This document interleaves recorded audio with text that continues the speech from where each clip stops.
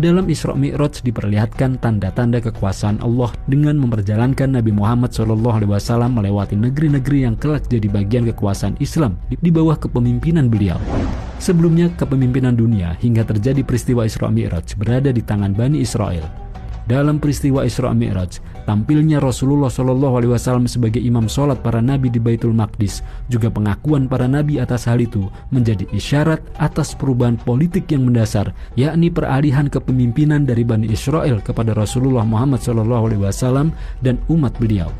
Beliau bersabda, "Sungguh aku melihat diriku berada di tengah-tengah segolongan para nabi, kemudian datanglah waktu sholat, lalu aku menjadi imam mereka." Hadis riwayat Muslim.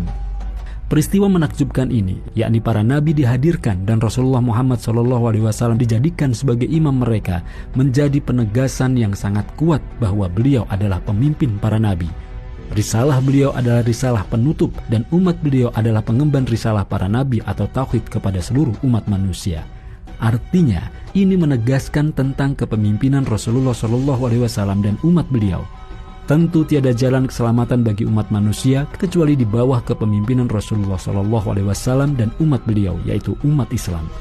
Perubahan kepemimpinan dunia ini terbukti dalam sejarah. Kira-kira setahun setelah peristiwa Isra Mi'raj, Rasulullah SAW diperintahkan oleh Allah SWT untuk berhijrah dari Makkah ke Madinah. Beliau lalu mendirikan daulah Islam atau negara Islam dengan landasan ideologi dan sistem yang kuat, akurat, dan sejalan dengan fitrah manusia. Itulah ideologi Islam yang mengantarkan umat manusia pada kebaikan dan kebahagiaan di dunia dan di akhirat. Negara Islam Madinah juga dikelola oleh tangan-tangan yang bersih, terpercaya, dan tulus ikhlas untuk menjalankan sistem ini.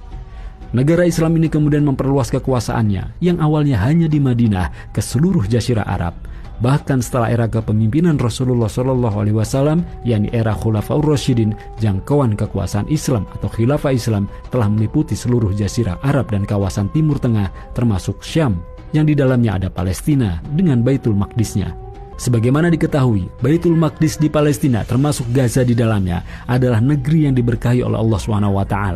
Palestina dulunya adalah bagian dari negeri Syam. Syam adalah negeri yang menjadi bagian dari wilayah kekuasaan Islam atau Khilafah Islam pada masa lalu sejak dibebaskan oleh Khalifah Umar bin Khattab radhiyallahu an. Syam pun insya Allah akan menjadi bagian dari wilayah kekuasaan Islam atau Khilafah Islam pada masa yang akan datang. Ini karena Rasulullah SAW pernah bersabda, "Sungguh Allah telah melipat atau menghimpun bumi ini untuk diriku, lalu aku dapat melihat bagian-bagian timur dan bagian-bagian baratnya. Sungguh kekuasaan umatku akan mencapai wilayah yang dilipatkan atau dihimpunkan kepadaku." Hadis riwayat Muslim.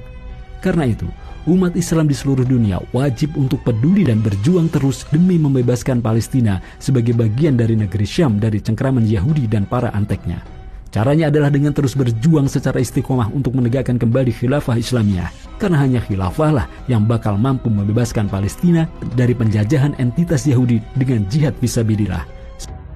Inilah Buletin Dakwah Kafah edisi 379 dengan judul Pelajaran Berharga dari Peristiwa Isra Mi'raj.